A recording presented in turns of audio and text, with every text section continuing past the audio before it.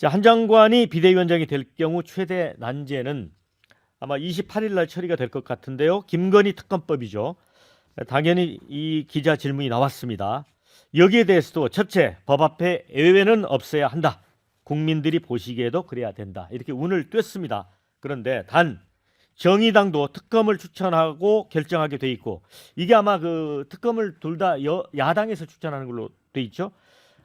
수사 상황을 생중계하게 돼 있어 이런 독소조항 때문에 다음 총선에서 민주당이 원하는 선전선동하기 좋게 시점을 특정해서 만들어진 악법이라고 얘기했습니다.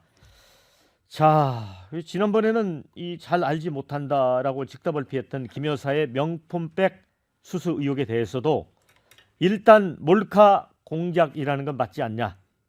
당사자인 서울의 소리가 고발했던데 우리 시스템에 맞춰 수사할 것이다. 이렇게 못을 박았습니다.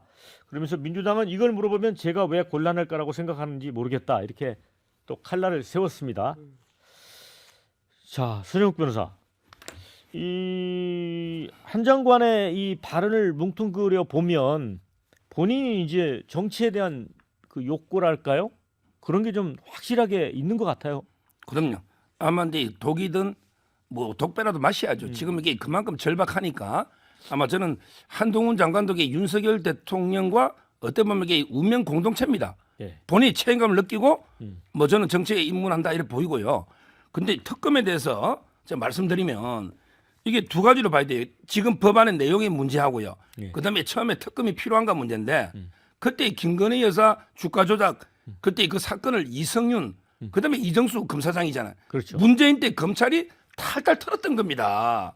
그때 장관이 추미애예요. 그 지휘권을 몇 번 발동했습니까? 그러면 지휘권 발동해서 김건희 소환해 기소해 할 수 있었잖아요. 추미애 그때 뭘 했습니까? 아무것도 안 했잖아요. 이제 와서 뭐 검찰이 아무 수사도 안 하고 소환도 못 하고 이게 아니란 말이에요. 그때 그 수사 과정을 봐야 되고요. 그다음에 계좌를 1인 매매 빌려준 사람이 한 100여 명 돼요. 그중에 한 명 손모씨 기소했는데 이분이 300 몇십 번 거래했는데 무죄 나왔습니다. 나머지 전주가 아무도 처벌된 사람이 없고 주범이 집행유예 받았습니다. 도이치모터스 권 회장이 집행유예 나왔어요. 우리 주식에서 계좌 1인 매매 빌려주면 벌금 나옵니다. 벌금 잡으려고 특검 몇십 명 해가지고 수백억 수천억 써가 뭐 살인범도 아니고 중대범죄도 아니고 이 벌금 잡으려고 합니까? 이게 저는 내용이 아주 문제가 있고 그다음에 이번에 법안 내용도 보세요. 아니 인사권이 대통령 침해되잖아요. 왜 어떻게 민주당이 다 정의당이나 이쪽이 다 추천합니까? 왜 국민의힘은 이제까지 특검 중에 여야 합의로 안 된 게 한 번도 없었다. 저는 이거는 말도 안 되게 아마 총선 앞두고 정치 공세다. 진짜 하려면 총선 끝나고 제대로 하든지 왜 총선 때 계속 대변인까지 해서 왜 합니까? 저는 말이 안 된다고. 아니 조 변호사, 예. 저는 그거 한번 물어볼게요. 네. 아까 이제 이성윤 중앙지검장, 네. 또 이정수 검사의 책임하에서 그때 수사를 했는데 네. 그때는 왜 김건희 여사는 소환을 안 했죠? 그때 그 책임하에서 수사했나요? 그때 검찰총장이 누구였죠? 그때 검찰총장이 윤석열이었어요. 그때는 수사권에서 배제가 아니요. 되지 않았어요? 배제돼 있었지만 거기에 속해 있는 검사들이 다른 사건 수사는 다 지휘받습니다. 그러면 검찰총장의 영향력이 없나요? 그러면 김건희 여사를 그때는 소환하기는 어려웠다. 소환조차 못했잖아요. 근데 이번에 1심 판결에서 김건희 여사가 직접 주묻는 그 건 48건이 유죄가 인정이 됐어요. 이제 새롭게 드러났다는 말씀. 예, 1심 판결에서 그걸 유죄를 인정했어요, 공범들을. 그러면 공범에서 실제 우리가 손가락이라고 보통 표현하는데 예. 그 손가락이라고 하는 실행범이 그럼 무죄인데 그러면 실행범이 아닌 그 위에서 지시하는 사람만 유죄라는 얘기입니까? 그럼 말이 안 되는 거거든요. 그러니까 기본적으로 이미 그 공범들의 1심 판결에서 그 김건희 그 여사의 유죄는 확정이 된 거예요. 그러니까 그 부분만 확인하면 되고 오히려 특검에서는 거기에 더해서 누락된 부분에 대한 추가 수사가 필요한 부분이고요. 그다음에 자꾸 특검이 뭐가 독소 조항이 있네 뭐 이런 얘기하는데 그 언론 브리핑은요. 박근혜 특검도 있었고요. 그다음에 드루킹 특검에도 있었습니다. 그리고 박근혜 특검 때 그 특검팀에 누가 활동했나요? 윤석열 대통령과 그다음 한동훈 장관이 했어요. 자, 그다음에 이거 하나 더 물어볼게요. 예. 또 한 가지 이제 이게 특검까지 가게 된 거 보면 결국은 지난 정부 검사도 수사를 했고 이번 정부에서 수사를 했는데 네. 왜 김건희 여사를 소환하지 않은 부분하고 아까 네. 새로 추가로 드러난 거 있다면 네. 그걸 조사해서 기소를 하든가 말든가 결정을 해야 되는데 네. 그 판단을 안 했기 때문에 여기까지 온 거 아니에요? 지금 그 부분에 대한 검사들의 직무유기도 수사 대상이에요. 그래요. 예, 검사들의 직무유기도 수사 대상이고 그다음에 지금 왜냐하면 아예 불기소 처분도 안 하고 있어요. 지금 벌써 몇 년째 그냥 들고만 있습니다. 그다음에 지금 아까 그 서 변호사님께서 말씀하시는데 왜 야당들만 추천하냐 그랬는데 똑같이 그랬어요. 똑같이. 옛날 드루킹 특검 때도 저 대통령이 속하지 않은 교섭단체 왜 대통령이 측근이라는 이유로 그러면 대통령이 측근이어서 불공정성이 의심되니까 대통령이 속하지 않은 속한 교섭단체는 제외했는데 그럼 배우자는요? 배우자는 측근보다 뭡니까? 말도 안 되는 얘기입니다. 이거. 반론하시겠어요, 서 변호사? 지금 이게 윤석열 총장은 배제돼 있었고요. 예. 추미애 장관이 윤석열 겁냈습니까? 이성윤 지검장이 윤석열 겁냈느냐고요. 자기가 정권을 행사했잖아요. 예. 대통령 이미 총장은 식무총장으로 예. 배제돼 있는데 왜 그때 안 했냐 말이 이성윤 지검장이나 추미애 장관이 이 생각이 들고 무슨 이게 유죄가 확정돼 있습니까? 그 주가 조작 기간 2년 2개월 동안 3번 매수하고 5번 파는 게 지금 기록이 나오는데 예. 그거는 저는 유죄가 나왔다면 지금 가만히 있겠습니까 민주당이? 그러니까. 그건 저는 가만히 안 있는 겁니다. 그래서 특검하는 자, 거. 우리 장 기자님. 그러니까 재판 과정에서 판사가 왜 그런 내용들 수사 안 하냐고 했을 때 검사들이 말을 못 했잖아요. 그러니까 이게 이 의혹이 너무 많고 정치권은 물론이고 국민 여론조사를 해봐도 국민 10명 가운데 7명은 김건희 주가 조작 사건과 관련해서 특검해야 된다는 여론이 높은 거예요. 그럼 관련해서 거부권 행사에 대해서도 반대 여론이 더 높은 상황입니다. 그런데 어제 한동훈 장관이 기자들 앞에 서서 악법이라고 특히나 민주당은 원하는 선전선동하기 좋은 시점에 특정해서 만들어진 악법이다라고 주장을 하는 것은 국민들이 보기에 납득하기 어려운 거죠. 그리고 더 심각한 문제는 이런 겁니다. 말씀드릴게요. 그 자꾸 시점 얘기하는데 진작에 통과시켰으면 됐어요. 왜 선거 때까지 미루게 했습니까? 그거는 결국 패스트트랙을 태울 수밖에 없게 국민의힘이 동의를 안 했기 때문이에요. 그러니까 4월에 네. 이제 그 특검법안을 냈어요. 맞습니다. 그렇죠. 그래서 이제 패트에 따라서 10월 22일 이후에는 아무데나 통과시킬 수 있는 이런 상황이 된 거죠.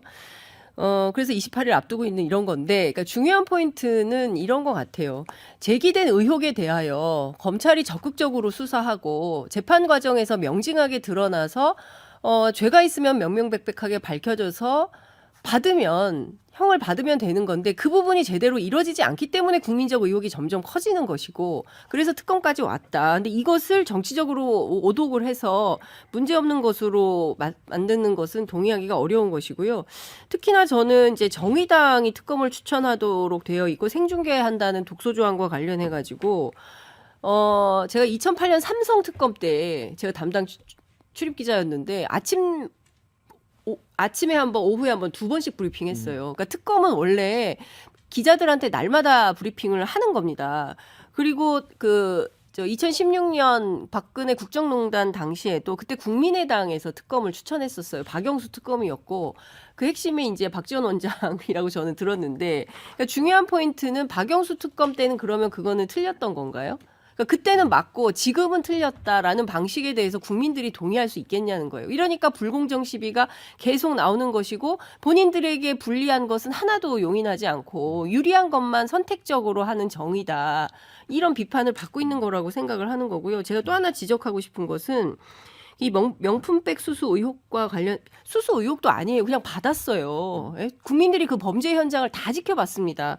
근데 이 부분에 대해서 몰카 공작이라고 이 부분에 대해서는 우리 시스템에 맞춰서 법과 원칙에 따라서 수사하겠다고 했어요. 흡사 뭘 느껴지게 되냐면 2014년도에 박근혜 국정농단 초반에 터졌던 게 바로 문건 유출 사건이었습니다. 네. 이때 그 문건에 나와 있던 내용대로 처리를 했더라면 탄핵 안 됐을 수도 있어요. 그런데 결국은 그것을 문건 유출 사건으로 규정을 하고 이 문건을 유출한 사람들만 범죄로 처리해서 했기 때문에 결국에는 저는 탄핵까지 갔다고 생각하는데 이번에도 마찬가지예요. 그럼 몰카 공작만 수사를 하겠다는 겁니까? 그러면 몰카 공작, 그러니까 이게 공작인지는 모르겠지만 어쨌든 몰래카메라는 형식을 빌어서 취재한 부분에 대해서는 저희 취재윤리 차원에서 따져볼 문제이긴 하지만 그렇다고 해서 김건희 여사가 대놓고 명품백을 받은 것은 그러면 아무것도 없는 일로 해도 되는 겁니까? 그게 정의롭다고 얘기할 수 있는 건가요? 너무나 부당하고 불공정한 상황인 것이죠. 자, 문 부대변인. 예.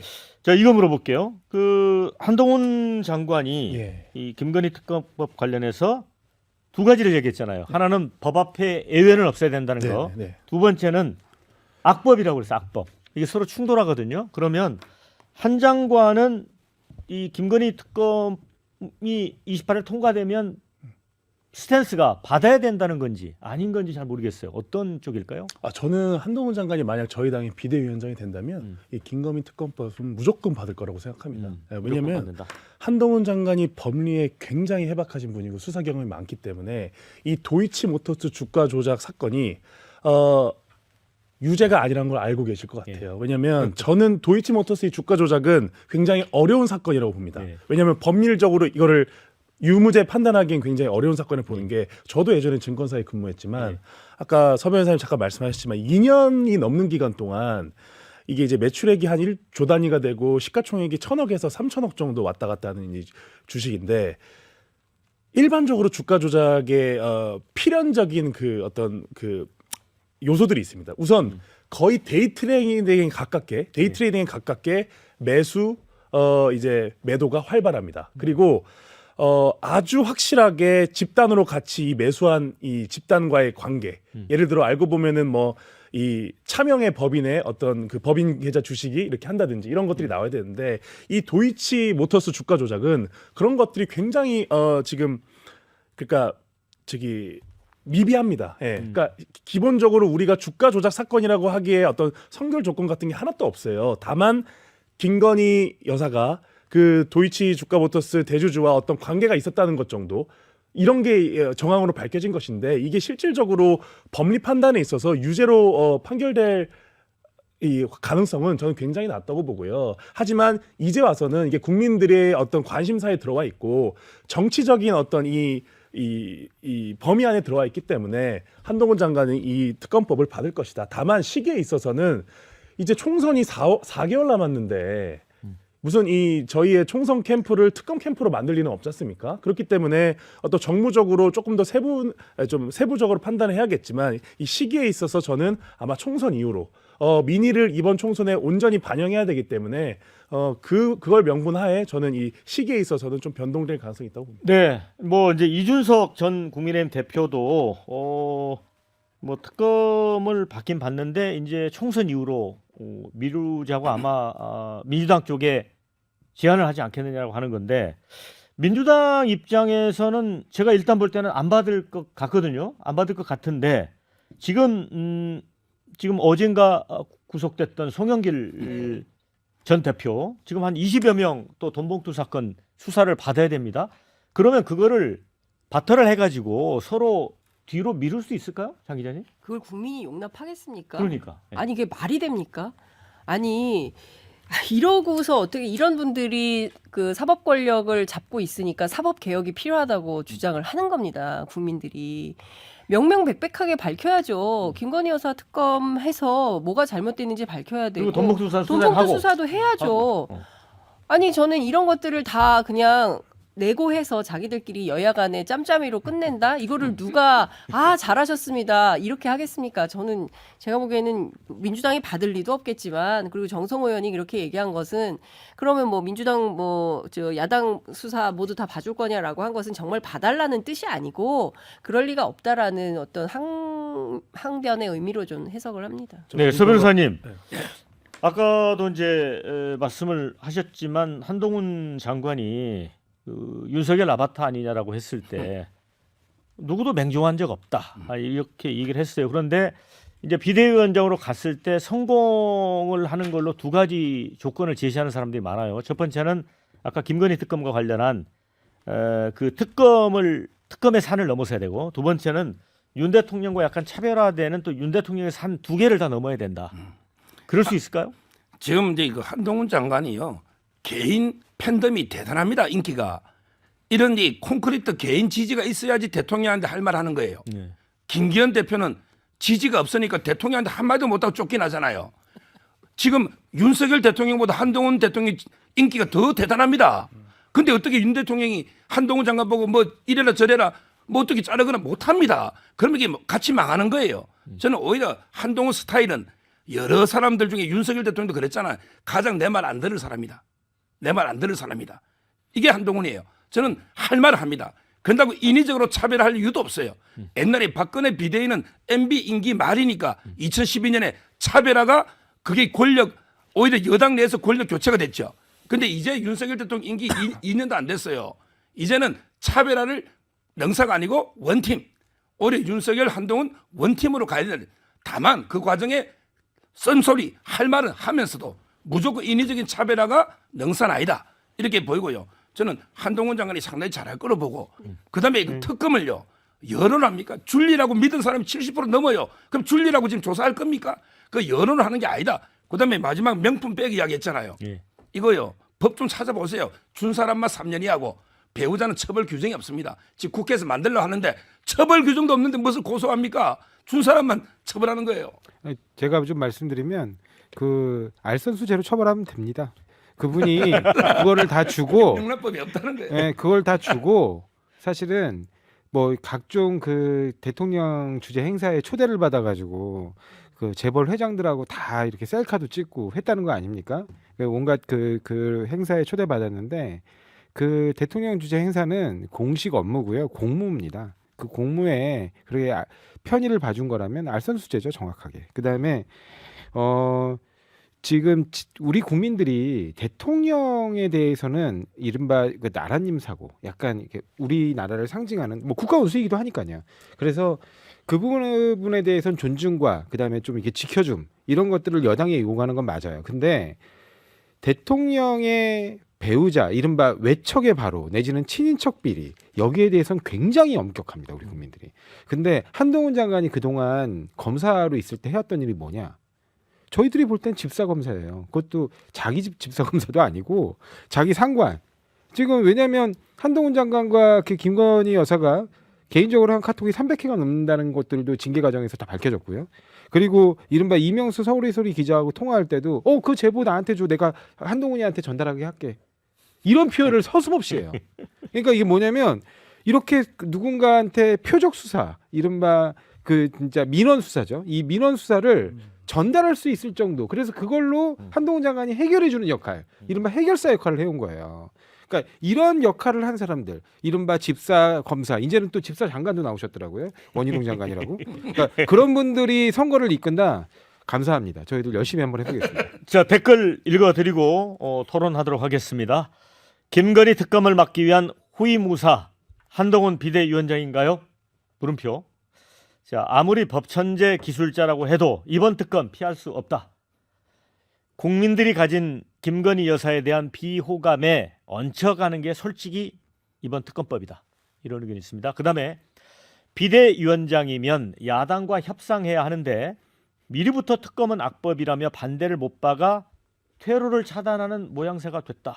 이런 글도 있어요. 그 다음에 한동훈이 국힘 비대위원장 되면 피의자 이재명이냐 검사 한동훈이냐 누가 우위 같냐 물음표입니다.